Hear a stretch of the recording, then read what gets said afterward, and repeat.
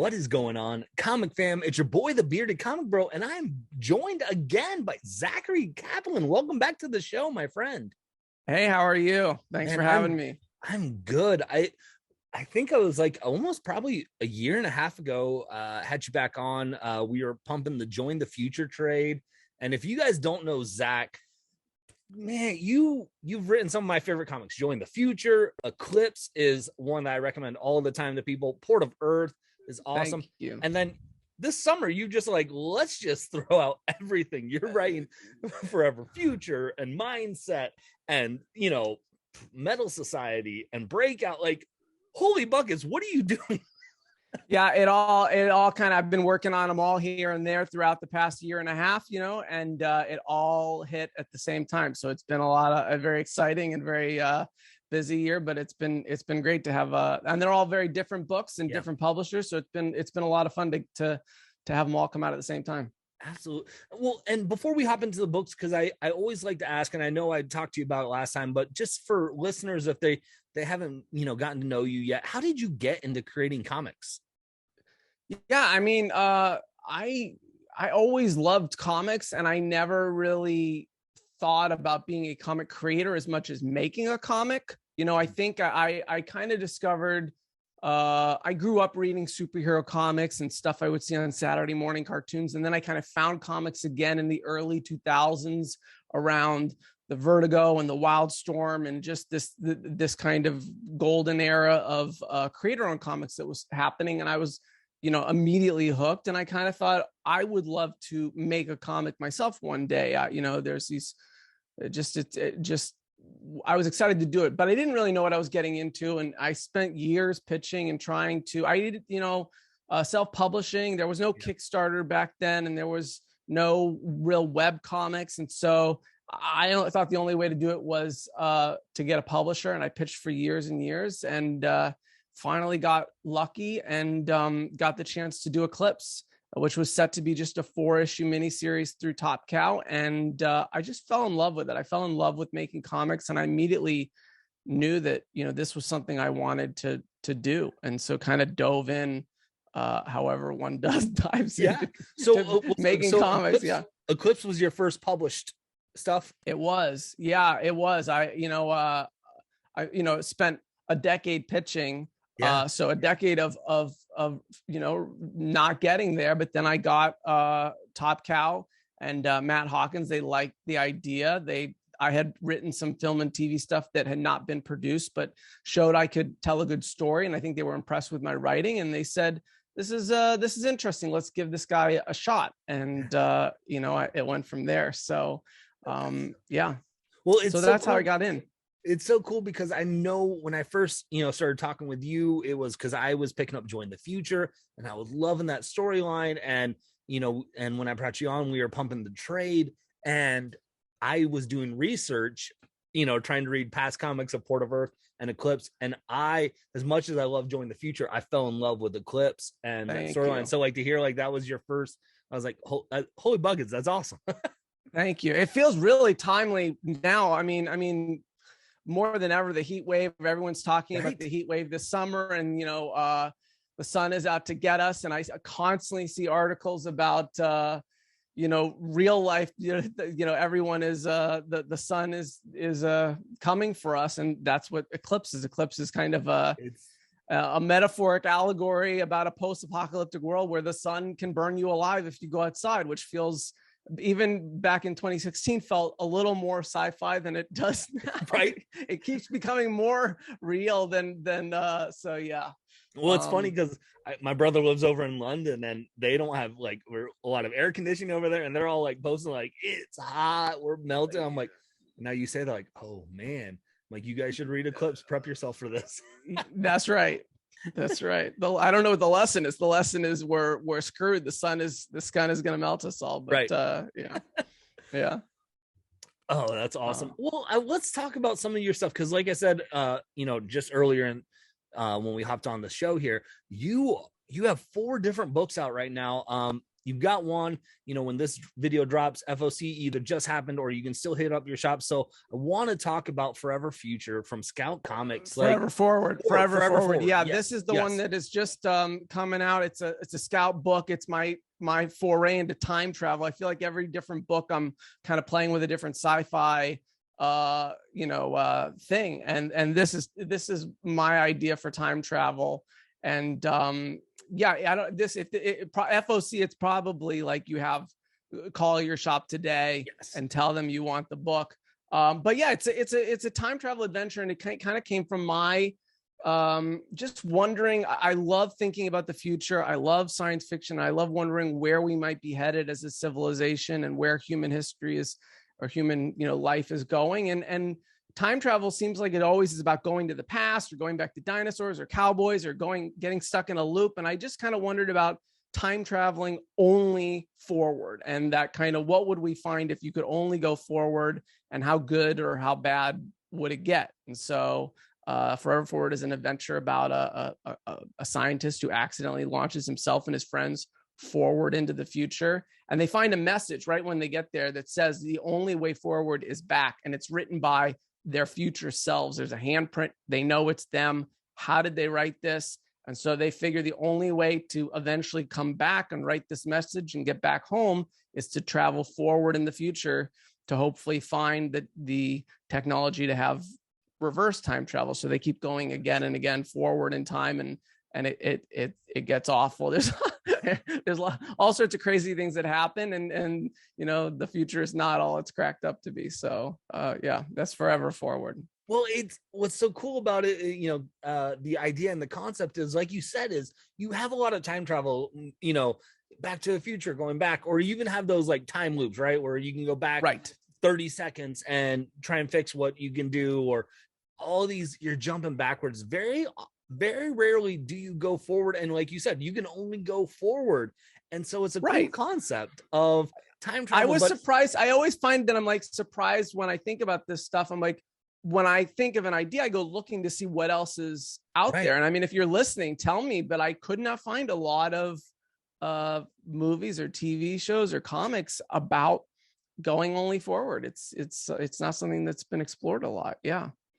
And it's the interesting concept too of, there's a certain time period or, time frame that seems like that they can only jump forward, and how that process of, and I'm only got to check out issue 1, but to kind of see that twist of like, okay, all right, here we're here. Now we got to get to here. Now we got to I'm intrigued. Like, holy buckets. Yeah.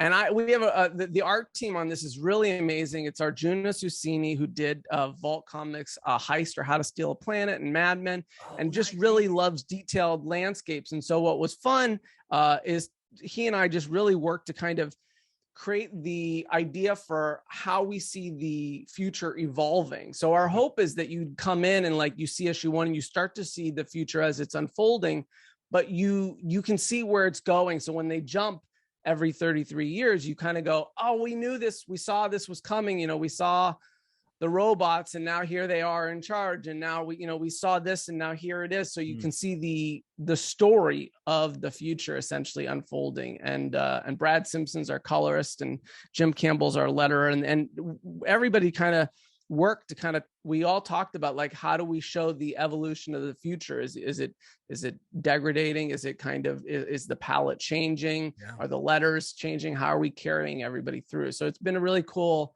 process making this comic and talking about how to use the medium to show that journey into the future. So how did this team come about for you when you were getting this idea and this concept? I had seen Arjuna's work, and really I'm a fan of an artist that can draw an immense amount of detail. I've worked with Giovanni Timpano on Eclipse, an immense amount of detail. Andrea Moody did some heavy lifting in detail work, drawing the Port of Earth, and Join the Future is Peter Kowalski, who does these breathtaking futuristic cities there. And so I'd seen Arjuna's work and just really wanted to work with him, just really thought he'd be awesome to world build with. And then I had seen Scout Comics. I mean, Scout Comics kind of impressed me over the past couple of years as just a publisher that was just blowing up, putting out a ton of great indie comics and great content, and really getting an amazing following amongst fans and retailers. And I kind of, it all kind of coalesced. I was talking to Scout and kind of saying, hey, I'd love to bring something your way. And I was talking to Arjuna and saying, hey, I would love to work with you. And it all seemed to kind of come together. I had this idea. Arjuna said he was interested. Scout said they were interested, and we put it together. So, yeah. That's awesome. I love too that it's coming through Scout, because I always will have a special place in my heart with Scout Comics, just because like Charlie Stickney was the second interview I ever did on my show. Like I reached out to him and was like, done, let's talk. And I've had half the publishers and the co-publishers on the show. So like they're very much about promoting indie comics and being involved in the community with indie comics. And so I've always appreciated what Scout does, and some of their trying to do different things with their comic book boxes, and doing the releasing issue 1 and then waiting a period so that's shops right can get 2 and 3, and just trying to do different things in the comic community. Yeah, I think they're gaining a lot of ground, and having a ton of great hits. I loved Agent of Worldly, and Charlie's White Ash is great, and there's a lot of great books coming through Scout. And so anytime I am enjoying what I'm reading from a publisher, that's a sign to me that I want to reach out and work with them. So it all came together really really wonderfully, and yeah, it's a interesting book for me, because I'm coming off some other books that are a little more thought provoking, or I feel like this is my most adventure-y book ever. Maybe Lost at Explorers was a little adventure-y, okay, but this is not teenagers. This is adults, and this is a very adventure-y kind of book. They're going out of the frying pan into the fire again and again through the future. So in addition to getting heady and thought-provoking about what the future might hold and exploring those kind of themes and ideas, I'm also getting to have some fun with some action and adventure. And so, yeah, it's a really fun book. Yeah. You seem to dabble in the sci-fi realm a lot with your stories. Where do how do ideas come to you? Like, do you have a process of like trying to, or you're just like, this hat came to me and boom? Yeah. I just love science fiction, and I try to stay, connected in that realm. Although, like Join the Future is a sci-fi Western, right. Eclipse is a post-apocalyptic thriller. So I'm trying to bounce around in different subgenres of sci-fi. Mindset is a, real grounded thriller. But I think, I don't know, ideas, look, as a creator, you have to be constantly thinking about new stuff, new things that interest you. You have to be reading comics that inspire you, watching TV shows and movies that inspire you, reading nonfiction and articles that inspire you, and looking for those topics that you might want to explore and dramatize. And I think, where does a time travel idea come from? It comes from a combination of being really curious where the next 100 years are taking us, and perhaps it's not going to be as wonderful as we're hoping, and wondering in the time travel pantheon, where are those stories that are looking to the future, and just kind of saying, well, gee, there's something here, and playing with it. So I like to kind of, it's all, mindset. I can talk about a lot of where these ideas come from. Mindset came from kind of my overusage of technology, and kind of starting to realize this trend that we're all using technology so much, and we know that the devices are literally controlling our minds, and we kind of shrug it off. And so going, hey, we're literally being mind controlled by our devices. This is a story, mind control as technology. And so I just like to take these kind of fascinations with what's happening in our world, find the sci-fi component to it, and play around. But obviously taking an idea and then evolving it to a full comic story is you have to cook it. It takes time. It's a process.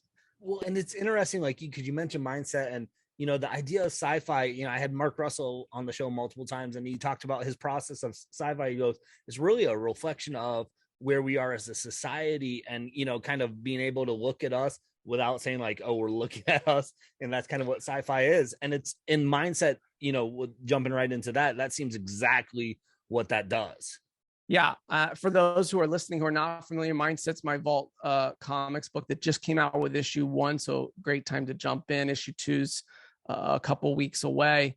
And it's basically this group of students discover a light sound combination that can control people's minds, and they put it in a meditation app hoping to help people free themselves of their technological addiction, and it backfires. It ends up going viral to a billion people following, and they start to realize that they may not be helping people, they may be controlling them. And there's also a murder mystery around it, and it's very, very kind of David Fincher-esque thriller. And this is with, by the way, a brilliant artist, John Pearson and Hassan Otsman Elahu, who's the letterer. And yeah, it really came from our fascination with our relationships with our phones and our relationships with our devices, and how technology is studying us, and the algorithms, the notifications that, there are labs where they are studying how to increase the engagement that you have with the phone. They want you on the phone as much as possible, and they're making you come back, and they're literally seeing how they can control your mind. So it all kind of stemmed from that. And I think it's really struck a chord.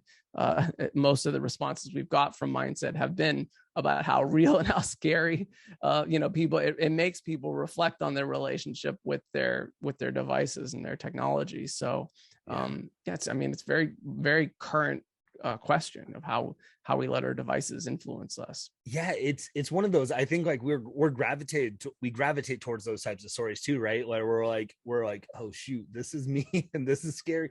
And it reminds me of I watched a documentary during COVID on Netflix about the algorithms on Facebook and stuff, and how they're literally like, put you into you're like, oh, all my posts are related to things that I believe and think and follow. And it's like, well, yeah, because they're literally mining your information to put that into what you want. And yeah, the rabbit hole, it's crazy. Yeah.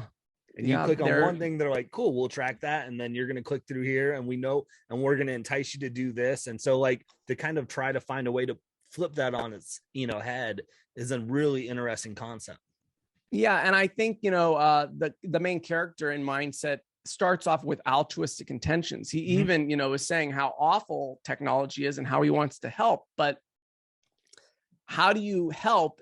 By working within the system without being corrupted or manipulated yourself, or having your own ideals kind of altered. And so, it is this question of can you use your phone and your devices and technology in a positive way, or is it all? I mean, the irony of saying, if you're using your phone too much, try this meditation app, but you're going to look at your phone still. You're going to look at a series of calming rivers, or a series of flashing lights, or sounds to relax.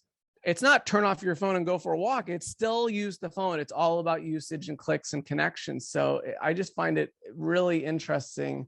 And the most amazing thing is how aware we all are. Right. How aware we all are of these things, that the phones I don't think there's anyone that's surprised by this conversation that would argue with us that the phones are, in a world where we can't agree on anything, we all can agree that phones are trying to increase our usage of them. So it's just really, really interesting to me. It's almost such a weird, not weird, but like a unique look at, human, how we respond to stuff, like, things like the documentary Super Size Me and McDonald's and stuff. Like, we know McDonald's is bad for us, but yet so many, we're like, my kids are like, yeah, we'll get you a Happy Meal, whatever. Right? Like, we know our phones are bad for us. We know these, there are elements of our phones that can control us so much. And we're just like, yeah. I find it really, this is the thing I love about making comics right now and making science fiction comics, because, Mindset is science fiction in the sense that it's about mind control, but it's a very modern look at this. Breakout is another one. Breakout's my comic with Dark Horse. And the premise of this is that these spaceships materialize all around the world. They're only abducting young people between the age of 10 and 21. And after we can't get rid of the ships and we can't stop the abductions, we just kind of say, we just got to live with it. Sorry, young people, we can't do anything to help you. We're just going to accept this as our new status quo. And that's the thing that's current, because, I feel like when you go back to this kind of story, I'm not sure I've ever seen exactly an alien abduction with young people, but if you go back to any big event happening, the world always unites to stop it. And there's never an acceptance of it. There's always this, we're not going to give up. And a modern interpretation is, there's nothing we can do about this. We'll just accept it. We've just given up in some ways on solving some of the existential problems that are facing our society. And so I really think it's just a lot of like Mark Russell is doing. He's a great science fiction writer and doing this as well. Just to find these interesting ways to reflect our society and what's going on, and take ideas that we might have seen variations before and modernize them for today. Yeah. It's such an interesting concept to look at a reflection of where we are as a society. And I want before we hop off of mindset, I gotta bring up the art, because the art it's fantastic. You mentioned it earlier, but like it fits so well with the storyline. And how did you just like, this is what I want for this story? Well, I wanted an artist that was down to take risks, and someone that had a less classic comic booky style, someone that could do something more deconstructionist and a little more artistic and have some texture and edge. And John is just this incredible, relatively new artist. He's done a couple short comics. He's done some things in Razor Blades with Ramveet, and he did Blue and Green. He did the digital colors for that, which he won the Eisner for. But here I approached him seeing the style and knowing he was perfect for it. And when we came into the art, we talked a lot about really asking at every point, how can we use the artwork to create this real subjective experience so that the reader feels really connected to the narrator and his story, and then just really to kind of play with what's real, to play with kind of the surrealism that's going on. And so the whole thing kind of feels at times like a dream. There's some moments where panels are breaking apart. I mean, one of my favorite moments in the first double page spread is you see the murder and the guy is breaking through the panels. And so just looking for moments like that to use the medium to really enhance the story. And Hassan dives into the letters are really amazing in this story, in this comic, because the artwork, there's a lot to look at. It's a very very narrated comic, especially the first issue, and Hassan just effortlessly takes us through just really some great stuff. So a creative team firing on full cylinders. Really beautiful book. It's awesome. And what I love is Hassan, the way Hassan letters is so just captivating, and I feel like is on every single book that's out there. And like, if you've read a comic, you've read stuff that Hassan has lettered. So he's doing incredible work on so many great titles, and deserves a tremendous amount of praise. But I read a lot of these comics. They're all great. He's at the top of his game in mindset. I mean, it's just some amazing stuff. It's for awesome. Lettering. Yeah, really, really impressive. These little thin tales of and then the background of the balloons is the opacity is low. It's like translucent, which makes you feel the fluidity of like, what am I being controlled? Just some really, really choice creative decisions to enhance the experience of mind control. So really great stuff. It almost comes off like you're almost reading it on like a computer screen, like the text font, like Like it almost feels like you're involving that world into it even more. Oh, and then there's not a double page, the spread in Mindset where he first gets zapped and you see all the colors and stuff. Actually, Hassan went in and put the letters, and then some of the like sound waves are actually not art but the lettering. So Hassan's even coming in and doing some art as lettering just to enhance the experience. So Hassan and John worked fantastic together. Really amazing stuff. Yeah.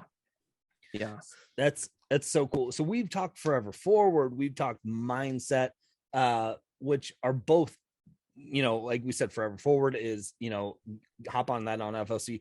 Mindset, I think issue 2 is not coming out until mid-August, right? And then actually issue 3 comes out at the end of August, so you can actually get two issues, so you can still dive in. Issue 1 of Mindset's still out in stores now.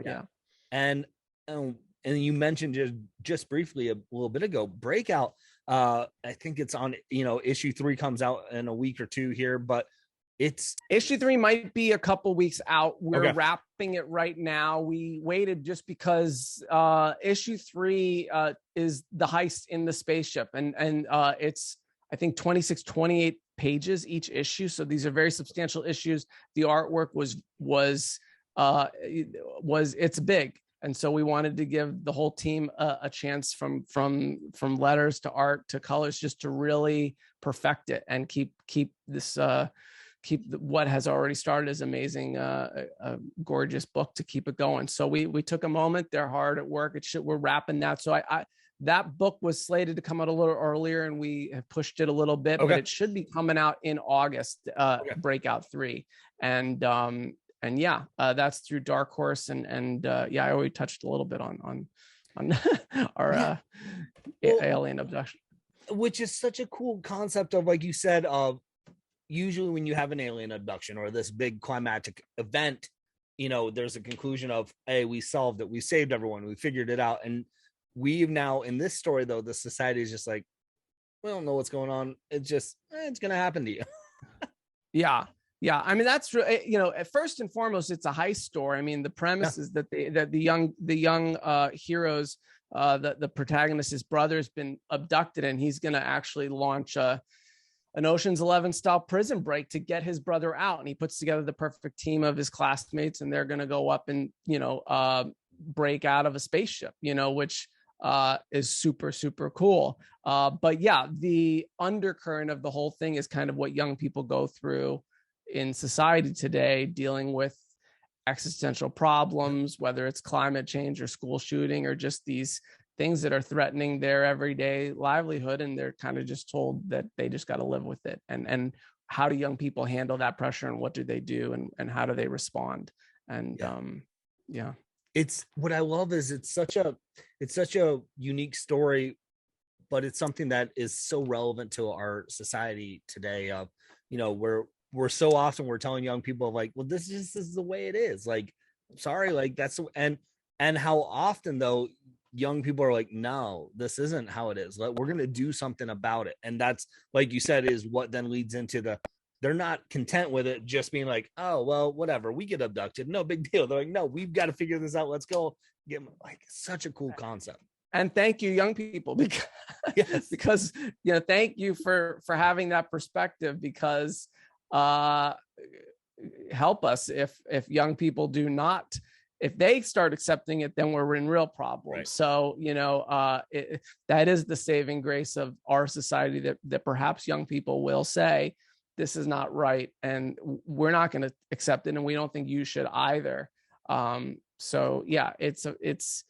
a very, I find a very topical perspective on what's otherwise just a fun heist story. And I forgot to mention too, the art team on that is another fantastic art team. Wilton Santos is the artist, Jason Wordy is the colorist, and again, Jim Campbell, my second time working with him as a letterer on that book. Yeah. So I usually like to ask when we're talking about stories, are most of these self-contained stories like a solid arc, or are some of these where you're like, no, I've got more story I want to tell, or I could tell? Actually, no. What was interesting is, Clips was my first comic, and then I followed that up with Port of Earth, and both gave me a platform to take those stories farther. So Eclipse, we did 4 volumes of that story, and Port of Earth, we did 3, and then we paused because it's in TV adaptation. But both of those stories I spent a lot of time taking very far. And kind of when I set out into new territory, I was kind of excited to tell a lot of different stories and not be tethered to one ongoing. So Breakout is a 4-issue miniseries, although with extended, substantial single issues, it ends up coming out to be 100 plus pages of content. So it's kind of a 5-issue mini, but we wanted the issue breaks for the structure to be 4 issues. But yeah, that's a mini series. Mindset is a 6-issue mini series, and that is set to be completed. Forever Forward is a 5-issue mini series set to be completed. My other book, Metal Society with Image Topco, is a 5-issue mini series set to be completed. So yeah, they're all mini series. There aren't any surprise. We we have a big following, so we're switching to ongoings. My hope is surprise, we have a big following, everyone can enjoy the graphic novel and enjoy the story as it stands, and on to new excitings. So yeah, this is, I think, I was able to also come out with so many books because I'm doing all miniseries here. So yeah, all 4 of them are minis. And before we get to the last one, because I want to talk about Metal Society as well, all 4 books that we've mentioned are with different publishers. How do you go about figuring out what books for what publishers? Is it kind of, do you have a certain mindset of like, this will fit with this publisher, or it's kind of who's interested? Yeah, a little. It's a couple of things. First off, you find the publishers in the industry that you are excited about, that you like what they're doing, and you reach out and connect to them, and start to see if they're interested in you. And then you're not bringing just any idea to anybody. I think you are saying, I think that you're looking at their slate and what Vault does and what Dark Horse does and what Scout does, and kind of saying, I think this could be right for you. Do you like this? And hoping to find a match. And what you really want as a comic creator is to find a publisher that loves the idea, that is so excited about it, and that's really important. You find that they're not just, okay, we'll publish it, but yes, we love this idea. We think this fits amazing for us. We would absolutely love to do this. That's really the special sauce of making something great. So, but yeah, I mean, I think that a Mindset definitely has a level of risk taking and a little bit of avant-garde, and it definitely kind of feels like it could have been a Vertigo book back in the day. Vault Comics is the next Vertigo, and they really have made a mark making some groundbreaking, risk-taking stuff. So we thought this is a great place to share this idea with. They loved it and wanted to do it. Forever Forward, I thought Scout would be a great home for this because it's kind of not just a big idea, but an adventure series. I thought that would stand out in the indie market, and rather than do something avant-garde, to do something with Scout that was fun, that was energetic, that had some adventure components to it. I think they've done well with that kind of content, that they do well with action or adventure or some big ideas that stand out. So it's really about just finding the connection and chemistry with each publisher and with each idea. It's awesome. Well, and I feel like it's full circle here, because we talked about Image Top Cow with Eclipse the first, and now Metal Society. We haven't hit on that yet. What is Metal Society about? Metal Society is an MMA style boxing fight between a robot and a human, and who would win, who would be supreme. But it's really this interesting backdrop of a future where humans have had our shot and blown it. We're gone. Robots have taken over. They control the planet, and then they bring back humans first just to see if they can, but ultimately they decide to let humans do the jobs that the robots don't want to do. And this is kind of a flip on our own fear about technology and automation and robots taking our jobs. We always have that joke in today's society, like, right, you know, could a robot do this? And a robot's going to take your job in 10 years. And this is that flip. The robots are worried about the humans taking their jobs. And so this kind of culture clash is to be settled once and for all, to see if humans deserve to be part of this society or they deserve to be treated as lesser. It's going to be decided in the ring. And this young female human, Rosa, finds herself at the center of this drama, and she's a headstrong, fearless fighter, and she steps up and says, I'm going to show what humanity's made of. So it's this fight drama. Really. I mean, the whole thing is very dramatic and very kind of sociological about this future society and who will win this fight. And the whole thing is building up to the fight.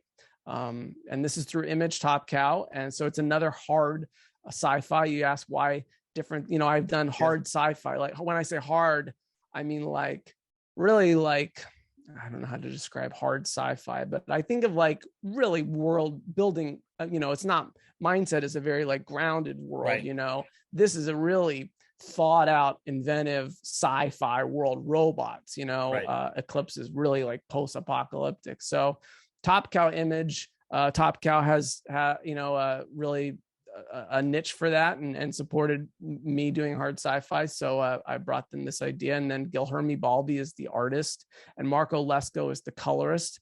They are a fantastic team. This is a really beautiful book and just kind of sings with the robots and the human, the dichotomy of those two worlds. And Troy Peturi is our letterer. And yeah, it's a great team. It's a great looking book. And it's been a lot of fun to explore humans versus robots. Yeah. I love, like, what's so cool too is, you know, I feel like a lot of times you get a creator who has kind of like, oh, this writer is always kind of paired with this artist or this team. Your team seem to be completely different, you know. And you mentioned Marco. I love Marco's colors. A lot of Marco's books, he's done some stuff with AWA. I love Marco. Like, you just have he does Blade Runner too with I think it's Titan, and it just knows how to do that dystopian future palette fantastically. He's a great colorist. Yeah, I liked, you know, I'm still relatively new. I don't know. I feel new to comics still. I mean, I'm still finding my way, and I am having a good time trying to work with different artists and different colorists and different creators and different collaborations. I feel like it pushes me as a creator to learn more. It gives the books different feelings, different vibes. So there are definitely some creators I've worked with that I'm excited to work with again. But yeah, this has been a year and an opportunity to work with different creators and try different things. And I think each of these books are really beautiful and really breathtaking in different ways. So it's been really cool. Yeah. And it's so cool. Like, walk into a shop now and I'm like, oh, there's one of your books. There's one of your books. There's one of your books. There's one of your books. It's like, yeah. No gaps. Yeah. You got something to read every week. Right. Yeah. And it's just funny how timing fits. And so, well, I want to ask real briefly, and if you can't meant to talk about anything, is there any update with what you got going with Port of Earth? I know you said you had to pause Port of Earth because of, you know, TV stuff. Is there any update on that front, or is it kind of still like? It is, all I can say is it's still very alive and well, and being developed at Amazon and with Skybound, which is Robert Kirkman's company. It's still very much in development, and we're hoping to have news soon. You know, Hollywood, this is how they work. Yep. And you know, but you know, I don't know that I'm able to give too much away about the progress or anything, but yeah, still very much alive and well. And I figured that was the case, but I wanted to, you know, you brought it up, so I wanted to touch base with that. So for Yeah, sure. development is very interesting. And I mean, I think the reality is you oftentimes hear about comics being optioned, Right. and it's a real road. A comic gets optioned, and then by the time from that to the time that you see it on TV, there's a lot of boxes that need to be checked in terms of getting writers and on board, and scripts on board, and directors on board, and packaging in it, and talent, and finally getting all to that series order, and then making it in the whole way. So it's a real journey, but yeah, stay tuned. That's Awesome. all I can say, and fingers crossed that we go the distance, but it's looking promising. Good. Well, I mean, I'm planning on having you on multiple times anyways, because you seem to be writing comics nonstop. So that's right. We'll tackle that bridge when that comes. We'll cross that bridge. Yeah, for sure.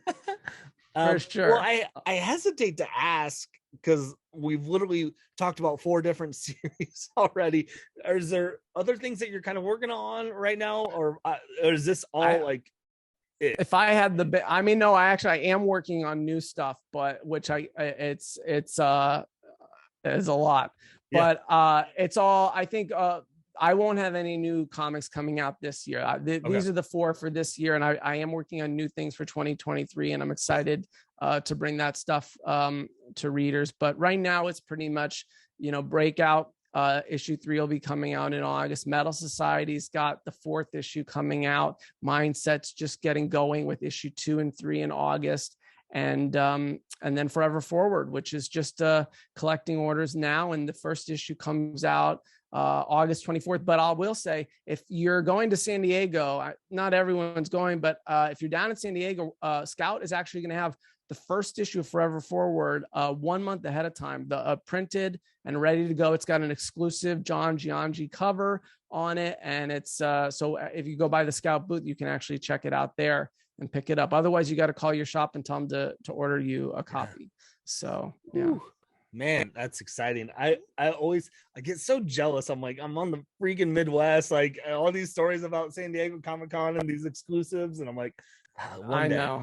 I'm excited. I'm finally going back to conventions this year. I'm going to Emerald City and Rose City and New York, and then Thought Bubble in England. So I'm excited to make it around a little bit and hopefully catch a few other comic readers out there that might like my work and connect with them. But yeah, I mean, cons are a lot of fun, but they're also a lot of work, and never more so than during COVID. And so it's a crazy time, but yeah, if you're listening and you go to any of those cons, definitely come find me. Yeah, it's and one of these days we're gonna cross on a con. So I'm what's your con? Where would you go if you were going to one? Most of them right now are Lexington Comic-Con, and now there's GalaxyCon here coming to Columbus finally. Yeah. But I've done Baltimore last year.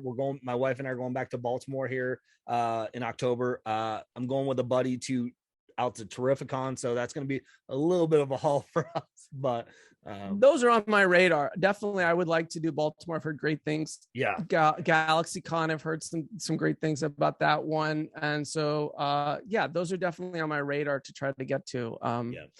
For sure. And Baltimore also, I know is definitely one, as a creator, I feel like it is the most comic creator focused con I've been to.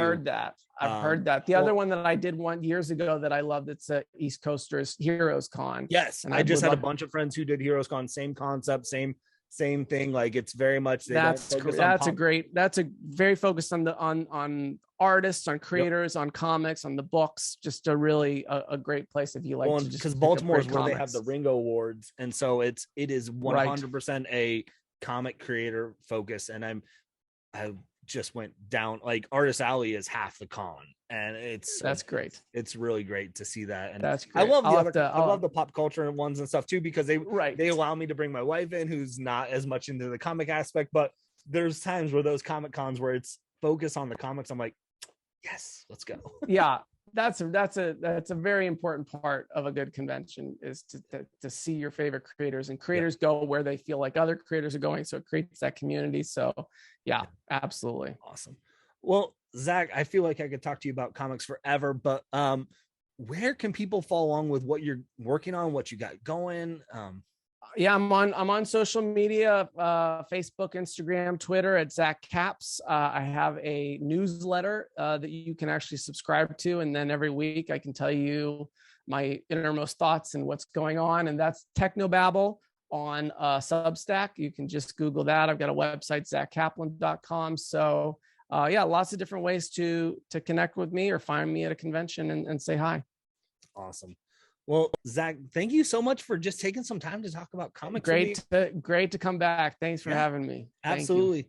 And I'll have you back on soon again once you're back, once we get through this slate of comics and you bring that's right. 2023, baby. Yeah, you got it for sure. Oh, absolutely. Well, gang, with that being said, make sure you click the description, see all the links so you can follow along with what Zack's working on and what he's creating. And with that being said, hopefully you can find some time to curl up, grab a book, and nerd out. Peace.